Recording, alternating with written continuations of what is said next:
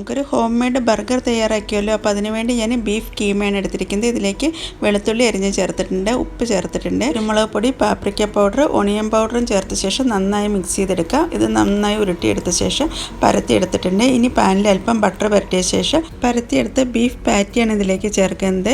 അതിനുശേഷം അല്പം ബട്ടറും കൂടി ചേർത്ത് രണ്ട് വശവും ഫ്രൈ ചെയ്തെടുക്കുക. നന്നായി ഫ്രൈ ആയി കഴിയുമ്പോൾ അതിൻ്റെ മുകളിലേക്ക് ചീസ് സ്ലൈഡാണ് വയ്ക്കുന്നത്. ചീസ് മെൽറ്റായി കഴിയുമ്പോൾ നമുക്ക് എടുത്തു മാറ്റാം. ഇനി നമുക്ക് ബണ്ണൊന്ന് ടോസ്റ്റ് ചെയ്തെടുക്കാം. ബട്ടറിൽ രണ്ട് സൈഡും ഒന്ന് ടോസ്റ്റ് ആക്കിയ ശേഷം ബർഗർ സോസ് തയ്യാറാക്കുക. മയണൈസ്, കെച്ചപ്പ്, അതുപോലെ മസ്റ്റാർഡ് സോസ്, പിന്നെ അല്പം ഉപ്പും അതുപോലെ ഒറിഗാനോയും ചേർത്ത് നന്നായി മിക്സ് ചെയ്തെടുക്കുക. അങ്ങനെ നമ്മുടെ സോസൊക്കെ റെഡി ആയിട്ടുണ്ട്.